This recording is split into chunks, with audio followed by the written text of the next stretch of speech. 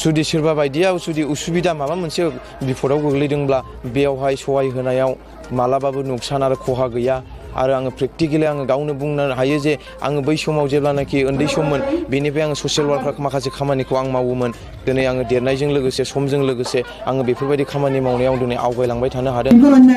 আপনারা সবাই দোয়া করবেন এই মানুষের আশীর্বাদ করবেন যাতে জানি সামনে বছর আবার পাই আপনি একটা মনে আশা রাখবেন। 81 বছর বয়স হয়েছে রানী ইয়ার ভিতৰত এনজিওৰ পৰা দিছিল কেতিয়াবা কিন্তু ব্যক্তিগত হিচাপে দেওয়া মই দেখা নাই এই প্রথম দেখিল মোৰ 81 বছর বয়স। মনটো আনন্দ লাগিছে ধুনীয়া লাগিছে দেওয়া নাই এবার ফার্স্ট দিছে ঈদের টাইমে দিছে ইয়ার কারণে মনটা ভাল লাগিছে। दिनै आङो मोनसे थांखि लानानै आं बे खामानिखौ मावफैदों बे थांखियानो जाहैबाय रायजो राजाया दिनै गोबां दुखुआव बा माबा मोनसे प्रग्रामावहाय गाननो जोमनो थाखाय बा गैयै मानसिफ्रा दुखुथिया हरिया मानसिफ्रा मोनसे बुस्थु फिसाखौनो बायनो हायि गोबां दङ बिनि थाखायनो आङो नैबे जि 21-22 स्टेजाव मुस्लिम जातिनि मोनसे ईद बा प्रग्राम दं बे प्रग्रामावहाय बिसोरो बोसोराव खनसे प्रग्रामखौ फालियो बे फालिनायाव जाय मानसिफ्रा बे बुस्थुखौ बायनो हायि बायदि मानसि दङ अबस्था गैयै बेफोरनो आङो जाखिनि हायो बेखौ दिनै लाबोनानै होफैदों आरो बियो आं गोजोननाय मोनदों दे रायजो राजाफ्रा बे आंनि फिसा गिफ्ट होनायखौ गोसो खुसियै मिनि नाजावनायखौ नुनानै आंनि गोसोआ जोबोद गोजोननाय मोनदों आरो बिदिनो गोबां रायजो राजाफ्रा बिदिनो दुखुआव गोलैनानै सोरबा माबा मोनसे गाननो जोमनो थाखाय बेफोरबायदि खस्थ'आव थायो दिनै बेफोरखौ जाहाथे रायजो राजाफ्राबो गोसो दुंनानै आंनिफ्राय रासिन जाहाथे बिथांमोना सोरबा गोसो गुदुं जानानै जाहाथे रायजो राजाजों लोगोसे सहायगिताया थालायलायो बेखौ आं खावलायदों आरो मोनसे खोथाया बेनो जे जोङो गासैबो जाथिजोंनो जों मिलायनानै थानो रोंनांगोन मानो होनना बुङोबा जों बर' होननानै बर'जोंल' मिलायबा जानाय नङा गासैबो जाथियानो एखे जोङो भाषायाल' बेलेग खिन्थु जेब्ला जोङो थैनानै थांखांनायनि उनाव जोङो मोनसे हाखरावनो जोङो हा सिङाव फबजागोन आरो मोनसे अरावनो जोङो सावजागोन आरो बे बुस्थुखौ लानानैहाय दिनै आङो गासैबो जाथिफोरजों थांनानै आङो मिलायनानै दिनै आं थानो लुबैनाय हिसाबै आङो मुस्लिम हक राजबंशी हक सोरबा बेंगलि हक सोरबा बर' हक सावथाल हक गासैजोंबो आङो लोगो लोब्बा थानानै बे खामानिखौ आं मावगासिनो आरो खयजननो होनाय जादों आरो मा बुस्थु होनाय जादों दिनै बेवहाय फ्राय महिलाफोरनि थाखाय आङो 150थासो जादों आरो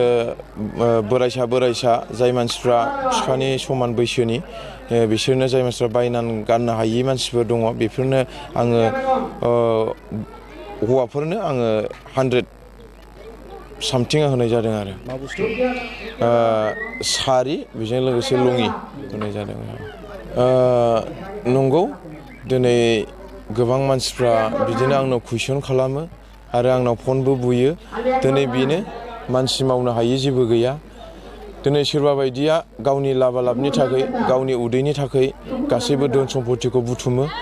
दिनै गावनिफ्राय दंनाय खिनिखौ जुदि बयजोंबो रानलायनानै जायोबा आरो बेयाव जुदि सोरबा बायदिया जुदि उसुबिदा माबा मोनसे बिपदाव गोग्लैदोंब्ला बेयावहाय सहाय होनायाव मालाबाबो नुकसान आरो खहा गैया आरो आङो प्रेक्टिकेलि आङो गावनो बुंनो हायो जे आङो बै समाव जेब्लानाखि उन्दै सममोन बेनिफ्राय आङो ससियेल वार्कार माखासे खामानिखौ आं मावोमोन दिनै आङो देरनायजों लोगोसे समजों लोगोसे आङो बेफोरबायदि खामानि मावनायाव दिनै आवगायलांबाय थानो हादों आरो रायजो राजाफ्रा आंखौ ओरैबायदि बुङो जे माबा मोनसे थांखि दं नामा होननानै नाथाय आं माबा मोनसे राजनितिकनि बेलायाव बा सोरखौबा लाजि फोनांनो थाखाय आं बे खामानिखौ मावा नाथाय आङो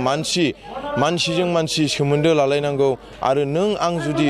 अननाय होलायाबा सोर गैयि मानसिफोरखौ नायनो होननानै बेखौ आङो उन्दुनायाव होन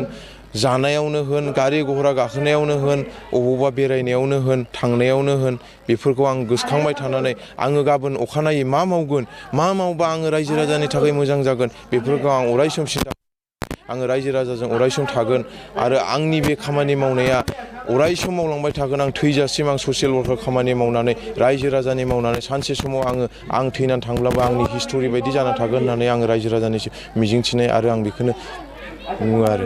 মই ক'বলৈ গ'লে সৰগৰ জখলা দান প্ৰতিদানৰ মাজেৰেই পোৱা যায়। গতিকে এক বাক্যে ক'বলৈ গ'লে তেওঁ সৰ্গৰ জখলা